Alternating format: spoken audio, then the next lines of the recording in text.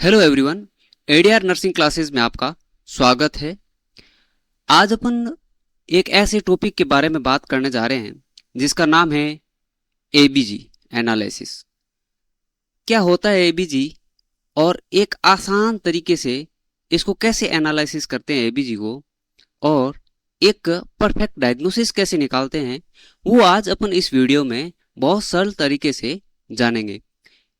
जो नर्सिंग बंधु नए हैं, हमारे साथ नए जुड़े हैं, वो कृपया करके एडीआर नर्सिंग क्लासेस को सपोर्ट करें ताकि आपको नर्सिंग के जितने भी कॉम्प्लिकेटेड टॉपिक है वो एक सरल भाषा में समझने को मिल जाएंगे।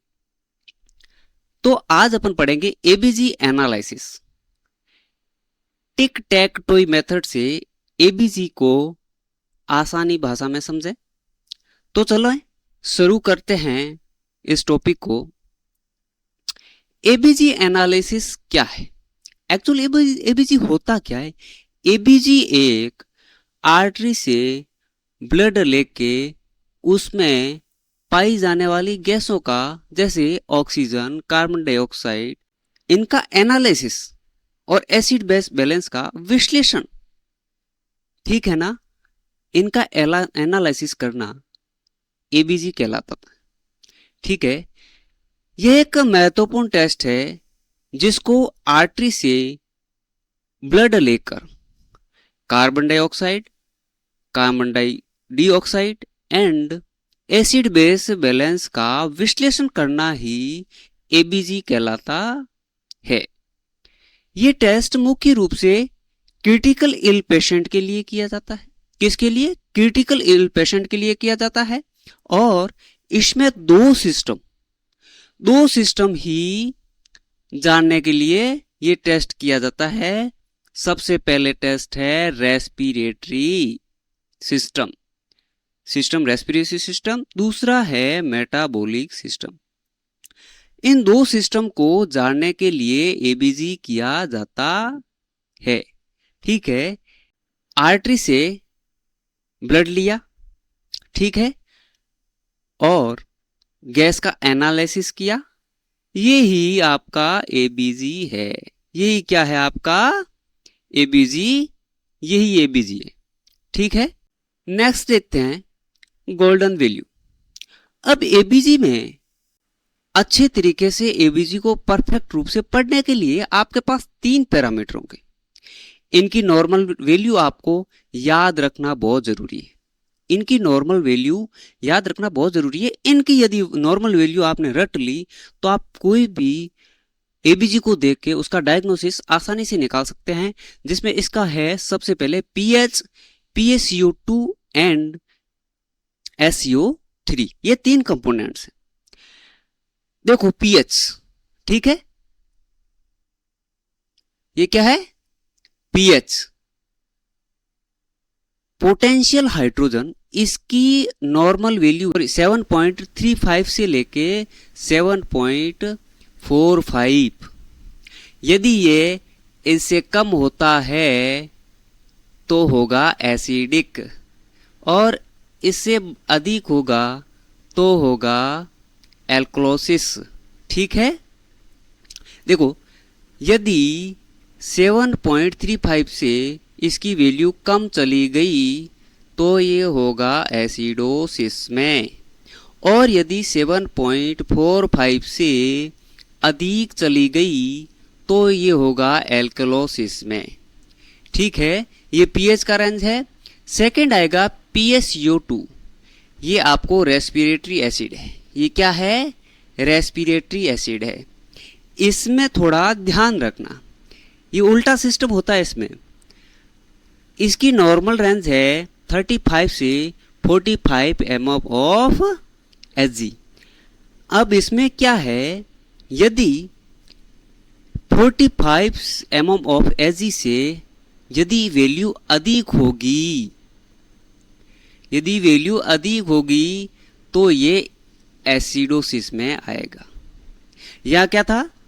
वैल्यू कम हो रही थी तो एसिडोसिस में, और यहाँ वैल्यू अधिक जा रही है तो ये एसिडोसिस में। ये थोड़ा ध्यान रखना। और यदि 35 से वैल्यू कम जाएगी तो ये होगा एल्कलोसिस में। ठीक है। थर्ड आता है SiO3। ठीक है, SiO3 इसमें क्या है, इसकी नॉर्मल रेंज है 22 टू 26। ठीक है ना, मिली इक्विवेलेंट पर लीटर, मिली इक्विवेलेंट पर लीटर। अब इसकी वैल्यू यदि 22 से कम होगी तो ये होगा एल्कलोसिस में। यदि 26 से इसकी वैल्यू आपके अधिक चली जाएगी तो ये होगा एल्कलोसिस। ठीक है, ये पैरामीटर आपको ध्यान रखने हैं। ठीक है ना। नेक्स्ट देखते हैं। अब इसके मुख्य दो कंपोनेंट है, ये पूरी एबीसी उन्हीं पे चलती है। क्या है, एक है रेस्पिरेटरी। कौन सा है, रेस्पिरेटरी। दूसरा है मेटाबॉलिक। ठीक है, रेस्पिरेटरी होता है वो आपके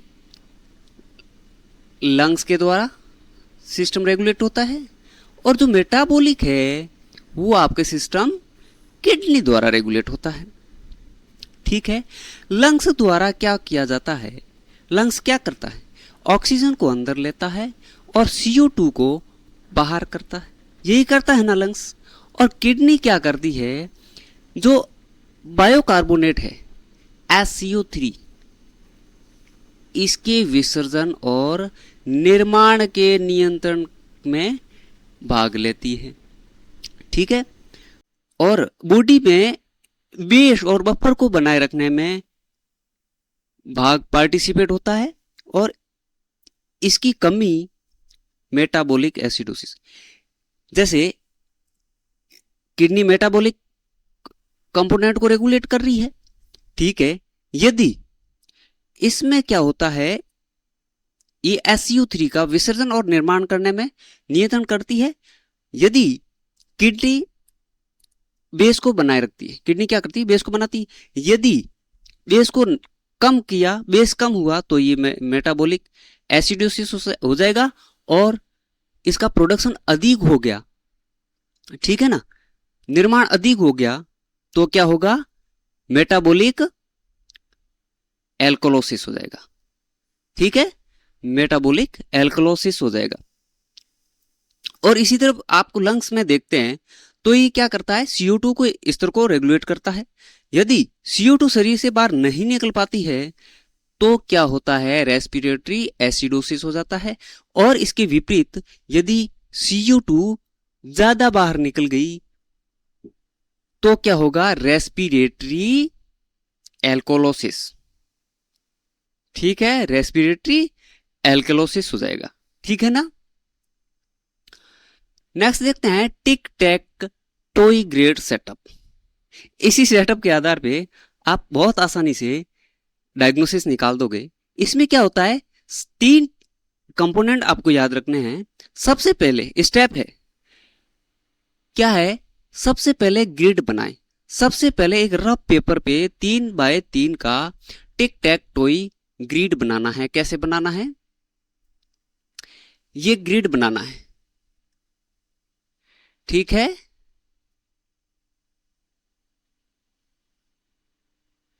ये 3 ग्रिड बनाने हैं आपको। ऐसे इसको बोलते हैं 3 बाय 3 का ग्रिड। ठीक है, ये हो गया 3 बाय 3 का ग्रिड। 1 2 3, 1 2 3, ये 3 बाय 3 का ग्रिड हो गया। टिक टैक टॉय, टी टी टी, ये सिस्टम टिक टैक टॉय ग्रिड ड्रॉ हो गया आपका। सेकंड क्या करना है, लेबल करना है।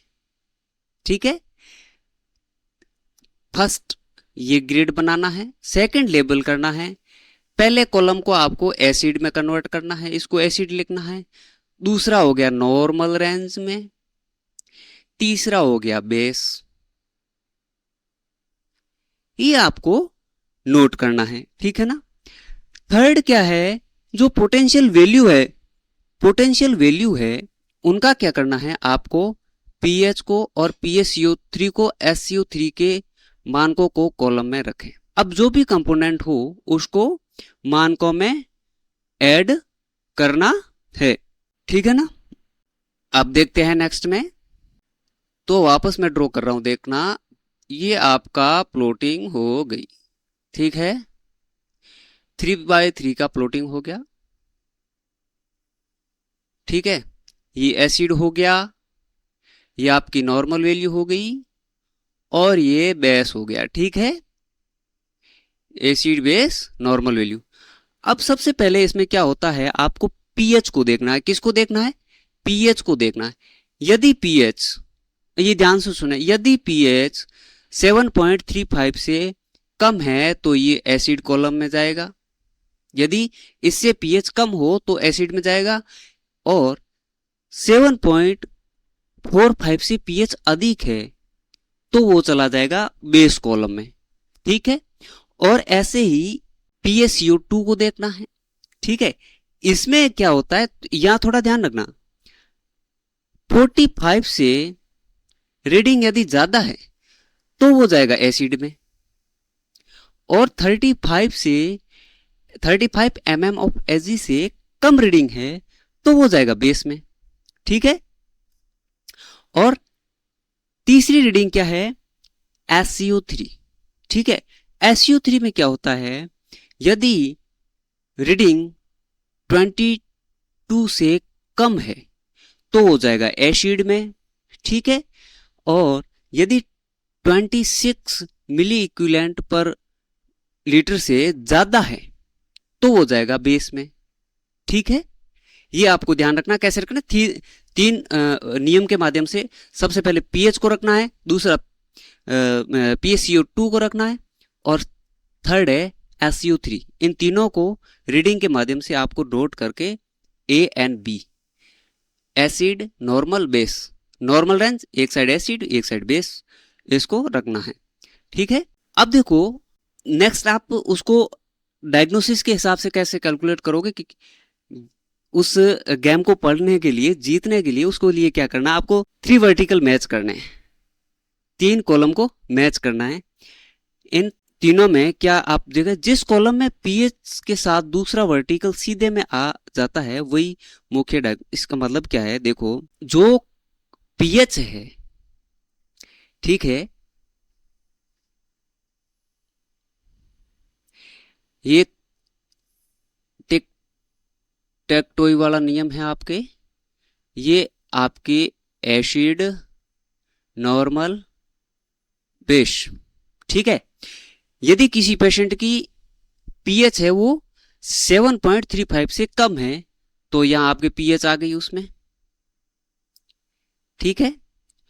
और ये यदि पीएच और PaCO2 एक ही कॉलम में है, यदि PaCO2 आ जाती है, यदि इसमें PaCO2 आ जाती है तो ये समस्या उस पेशेंट को कॉम्प्लिकेशन रेस्पिरेटरी से संबंधित है, ठीक है। ये एक डायग्नोसिस हुआ कि वो रेस्पिरेशन से संबंधित प्रॉब्लम में जूझ रहा है। अब कौन सी रेस्पिरेशन प्रॉब्लम है वो अपन देखेंगे आगे। यदि पीएच के साथ SCO3 एक ही कॉलम में आ जाए, अब यदि पीएच, ये पीएच है, इसके साथ यदि ये ना आकर के SCO3 आ जाए तो क्या होगा, मेटाबॉलिक, मतलब उसको किडनी से रिलेटेड प्रॉब्लम में जूझ रहा है, मेटाबॉलिक प्रॉब्लम हो जाएगी आपके, ठीक है। अब एक रेस्पिरेटरी प्रॉब्लम या मेटाबॉलिक प्रॉब्लम, उसको कैसे डिटरमाइन करना वो तो अपन जान गए। अब क्या करना है, 3 कंपोनेंट, ये चरण आपको बहुत इंपॉर्टेंट याद रखने हैं, क्योंकि यही डिटरमाइन इसे कर पाएंगे कि वो परफेक्ट क्या डायग्नोसिस है। तो इसमें 3 चरण चलते हैं, अनकंपनसेंट और पार्शली कंपनसेंट और फुली कंपनसेंट, ये 3 है। अनकंपनसेंटेड में क्या होता है, पीएच असामान्य है, एक सिस्टम बिगड़ा हुआ है और दूसरा सिस्टम क्या है, बिल्कुल नॉर्मल है। इसमें ये पीएच और दूसरे दोनों रीडिंग, इनमें क्या होगा, पीएच होगी वो एबनॉर्मल होगी, या तो उसमें PaCO2 का नॉर्मल वैल्यू होगी, SCO3 है उसकी एबनॉर्मल वैल्यू, या SCO3 नॉर्मल है और PaCO2 एबनॉर्मल होगी, वो होगा अनकम्पनसेट।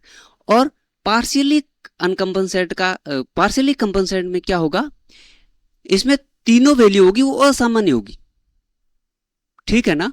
और दूसरा सिस्टम क्या होगा, मदद कर रहा होगा और पीएच नॉर्मल वैल्यू में नहीं ला पाएगा क्योंकि वो पार्शियली कंपनसेट कर रहा है, ठीक है ना।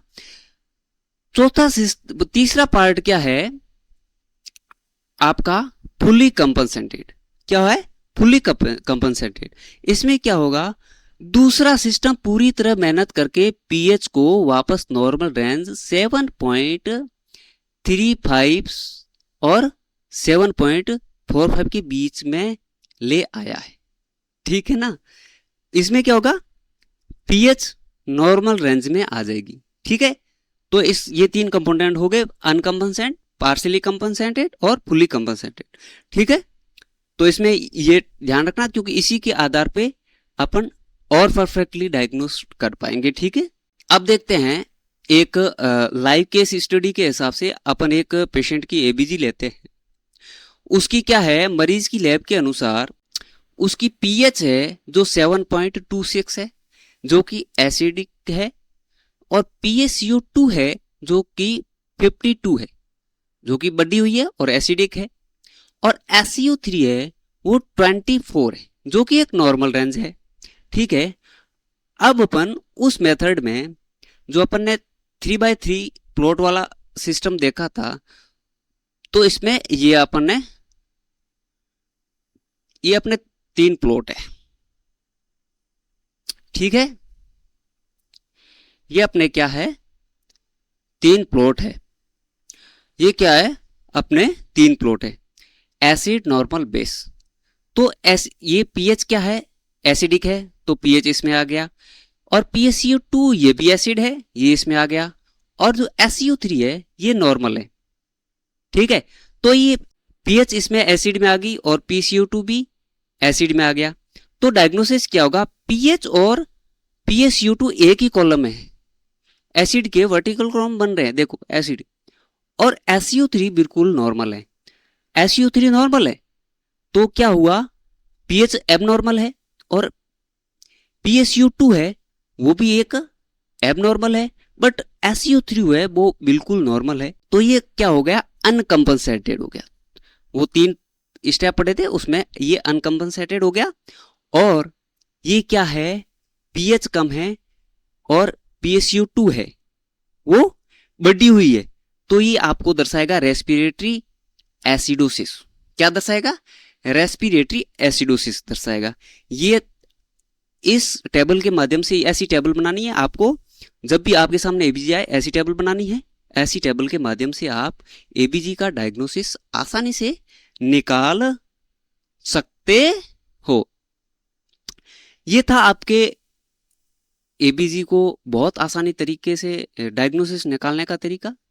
आई होप आपको ये जानकारी बहुत अच्छी लगी होगी, और keep learning, keep growing. Thank you.